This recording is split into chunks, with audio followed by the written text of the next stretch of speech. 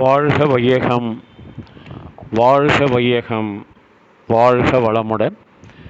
குரு வாழ்க, குருவே துணை. மனவளக்கலை உறவுகளுக்கு கோபாலின் வணக்கங்களும் வாழ்த்துக்களும்.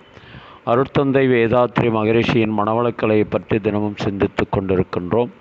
சுவாமிஜி அவர்கள் எழுதிய வாழ்க்கை மலர்கள் என்ற நூலிலிருந்து மார்ச் மாதம் 28 மெய் விளக்கம் என்ற தலைப்பில் சிந்திக்கவிருக்கிறோம். விஞ்ஞான அறிவு வளர்ச்சி பெற்றுவிட்டால் மாத்திரம் மனித வாழ்வு நிறைவு பெற்று விடாது. மெய்யறிவு இல்லாத விண்ணறிவும் புலனறிவும் தன்முனைப்பிலிருந்து மனிதனை விடுவித்து அறிவின் முழுமையையும் அமைதியையும் அளிக்க முடியாது. புலனறிவால் விரிந்து காணும் உலகம் சிந்தனையால் சுருங்கி காணுகிறது என்பது தெளிவு. இயற்கையின் முழுமுதல் நிலையான பேராதார நிலையையும் அதையும் ஐயமின்றி உணரக்கூடிய அறிவையும் உணர்ந்து கொள்ளும் அறிவின் முழுமைப்பேறுதான் மெய்யறிவாகும்.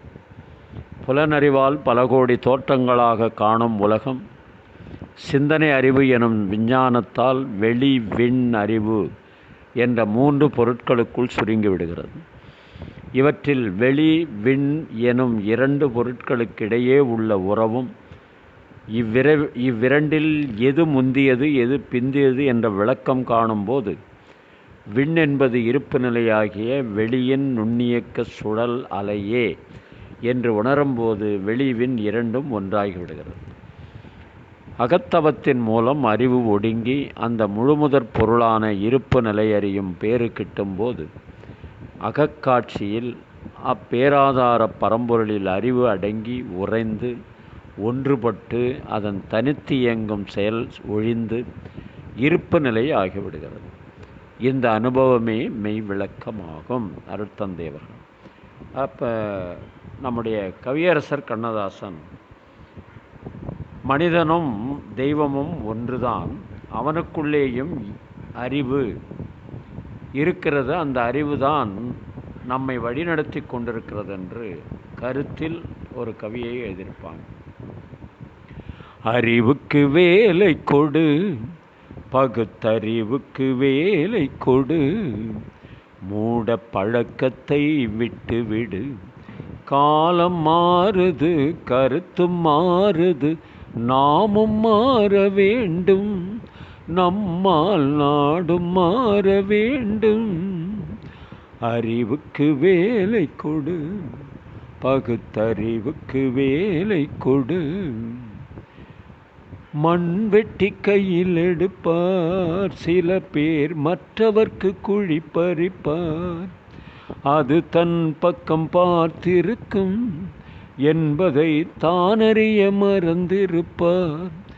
பந்தெடுத்து விட்டு எறிந்தால் சுவர் மேல் பட்டது போல் திரும்பி வரும்.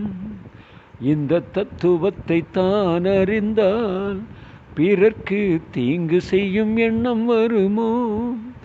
அறிவுக்கு வேலை கொடு, பகுத்தறிவுக்கு வேலை கொடு.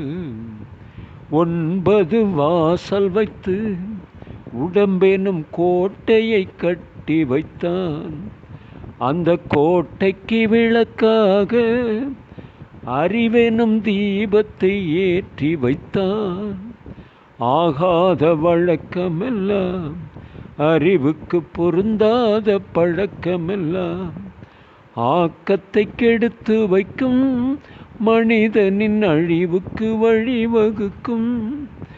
அறிவுக்கு வேலை கொடு, பகுத்தறிவுக்கு வேலை கொடு, மூட பழக்கத்தை விட்டுவிடு, காலம் மாறுது கருத்து மாறுது, நாமும் மாற வேண்டும், நம்மால் நாடும் மாற வேண்டும்.